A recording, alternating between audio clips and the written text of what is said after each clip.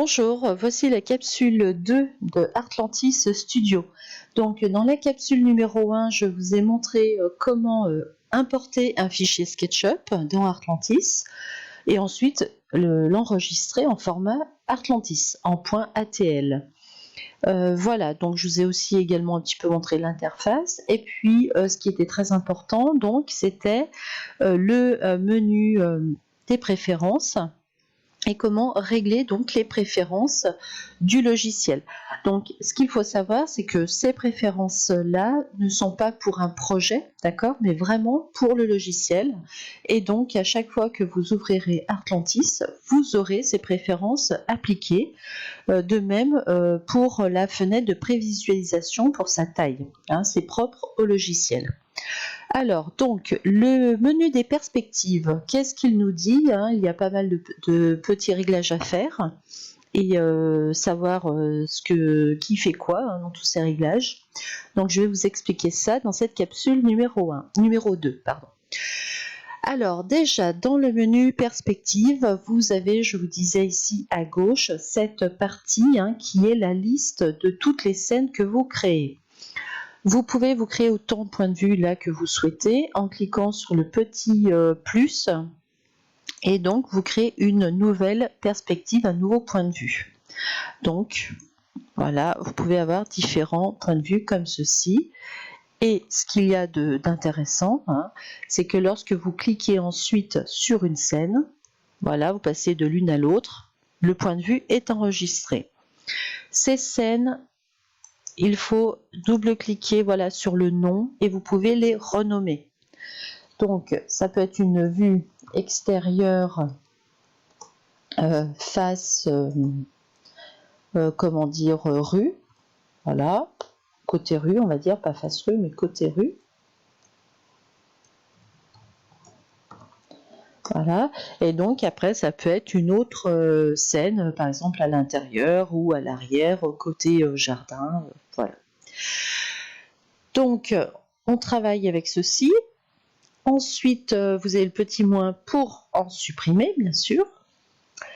Et puis donc au-dessus, on a des réglages, voilà, déjà de focale. Donc là, je modifie au curseur la focale.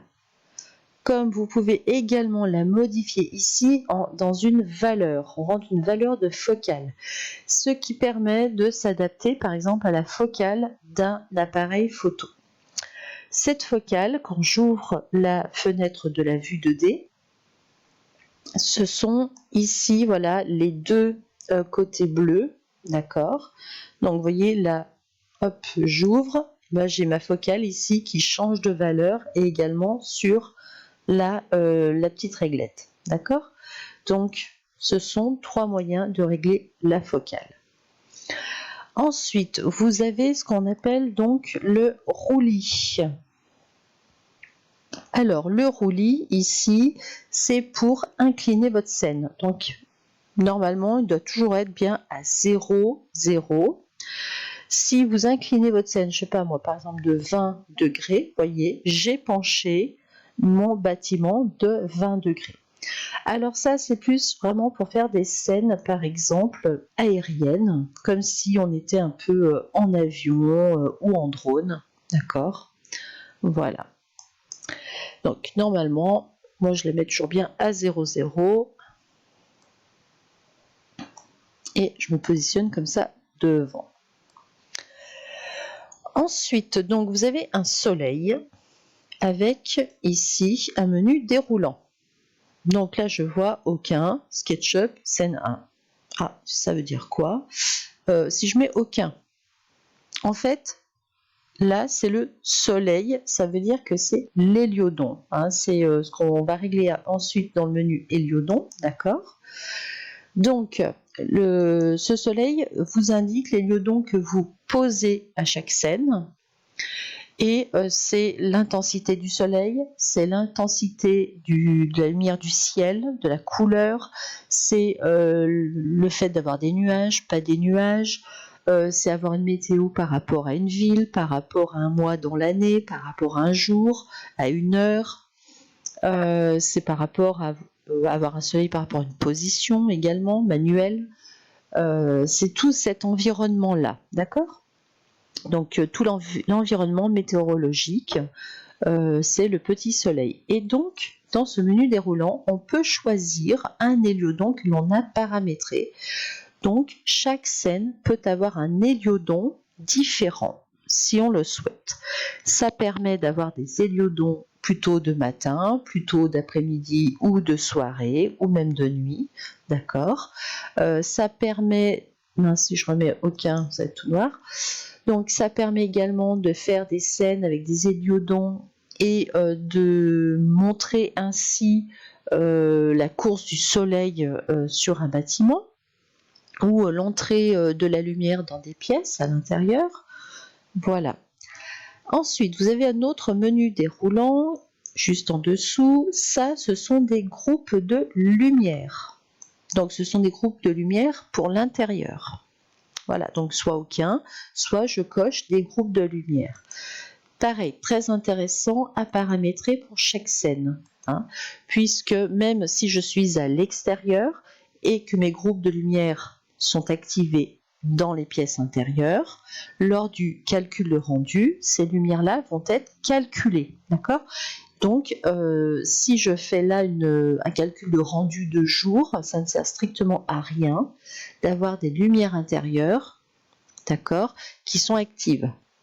Ça ne faire que prendre du temps et de la puissance à mon ordinateur pour rien. Ensuite, vous avez un autre menu déroulant avec un rouleau. Donc ça, ce sont des shaders spécifiques qui sont lumineux. Et donc c'est pareil, ils demandent beaucoup de puissance lors des calculs. Donc à voir, il faut les faut les activer ou pas selon la scène que l'on va calculer. Ensuite, donc vous avez, donc ça c'est tout ce qui est éclairage, donc éclairage extérieur par un environnement météorologique, l'éclairage intérieur par des lumières intérieures activées et également des shaders lumineux. Après j'ai l'environnement, donc je vous ai dit dans la capsule numéro 1 que j'activais le sol infini. Donc ça, toujours, pour avoir un maximum de luminosité renvoyée sur mon bâtiment, même si je fais des scènes intérieures. C'est très important. Et puis bon, par exemple, sur une scène intérieure, si on a une baie vitrée, une fenêtre, tout ça, on n'a pas envie de voir du vide. C'est bien d'avoir un sol quand même, où l'on pourra poser la végétation. Ce sol, après, si vous cliquez dessus, vous pouvez lui donner une altitude, donc ça c'est par rapport à votre projet, faire attention que le sol infini ne recouvre pas vos dalles par exemple, et puis après on pourra éditer le shader, c'est-à-dire que l'on pourra également lui donner une matière, donc du goudron, de l'herbe, de la terre, voilà. Ensuite, vous aurez ici, donc ça c'est pour l'environnement à l'extérieur, je lui donne le ciel héliodon, puisque je vais paramétrer, je vous montrerai comment paramétrer un ciel héliodon avec des nuages. Donc par contre, par rapport à une insertion paysagère, je lui donnerai plutôt une image. Ça, on le verra dans une autre capsule. Ici, vous avez affiché, activé, deux petits boutons inactifs, ce sont les coupes 3D. Donc, je vous montrerai également ça dans une capsule, comment activer une coupe 3D. Voilà. Après, en dessous, vous avez un menu déroulant avec des choses. Vous voyez, quand vous cliquez dessus, vous avez tout un menu déroulant avec à l'intérieur ce qu'on appelle des calques. D'ailleurs, je vois bien là le petit symbole des calques. Et donc là également, ça va me permettre d'activer ou désactiver des calques pour chaque scène. Par exemple, du mobilier que je ne verrai pas, voilà, et bien je le désactive. Des objets animés que je ne verrai pas, je peux le désactiver aussi. Des objets lumière également, pour des lampes, des choses comme ça. Donc à vous, pour chaque scène, pareil, d'activer ou désactiver des calques afin d'optimiser au maximum votre temps de rendu, votre temps de calcul de rendu. Ensuite ici, nous verrons par rapport aux coordonnées, donc ça va être le X, Y, Z. Voilà, je clique dessus et ça va être votre position. Donc c'est la position de ma caméra. D'accord, mon altitude de référence du projet est 0. Voilà. Et puis donc ça va être la position de ma caméra, de mon point rouge. Et ça, c'est la position de mon point bleu, le point cible. Donc je m'explique, quand j'active ma palette vue 2D et je mets en vue de côté, voilà une vue de face, j'ai ici donc un point, voilà. Là, j'ai un autre point, d'accord? Donc ça, c'est la caméra, ça, c'est le point cible. Et donc, quand vous cliquez ici, vous avez en Z ces 2 points, la hauteur de ces 2 points. Voilà, vous voyez, hein, ça change, voilà, en Z.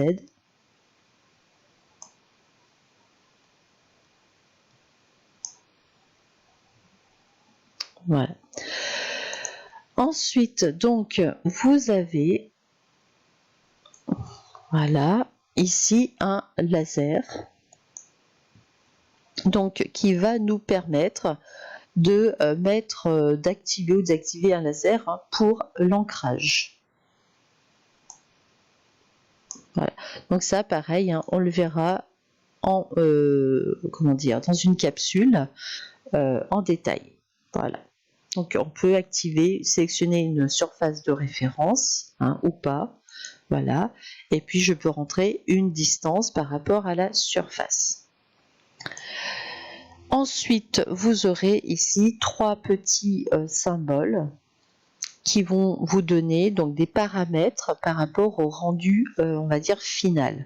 Donc pour l'instant, je ne vais pas les paramétrer, d'accord, puisque je vais d'abord travailler sur sur l'héliodon, je vais travailler également sur les shaders, et puis au final, donc je pourrai affiner ma qualité de rendu avec ces 3 petits symboles ici.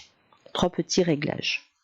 Donc que ce soit les tonalités, sur les couleurs claires, sur les tons clairs, sur les tons foncés. Ensuite ici la tonalité de post-production, en saturation, en contraste, en luminosité. Et puis également là les réglages finaux par rapport aux ambiances, aux réglages de lumière. Voilà, donc on verra tout ça en détail dans les capsules suivantes. Pour l'instant, ce qui est important, c'est savoir créer ici des points de vue, d'accord. Savoir que tous ces points de vue sont à chaque fois, peuvent avoir à chaque fois des réglages indépendants, d'accord, les uns des autres. Que ces points de vue, lorsque vous en avez trouvé un de bien que vous ne voulez pas perdre, vous pouvez le cadenasser. Vous avez un petit cadenas ici, d'accord. Donc là, vous voyez, je ne peux plus bouger. Et donc, que ces points de vue-là vont être... il faut toujours en garder un, d'accord, pour tourner autour et pour mettre des shaders. Voilà. Donc ça, c'était la capsule numéro 2 sur le menu des perspectives. Et donc là, je vais enregistrer et passer à la capsule numéro 3 sur les héliodons.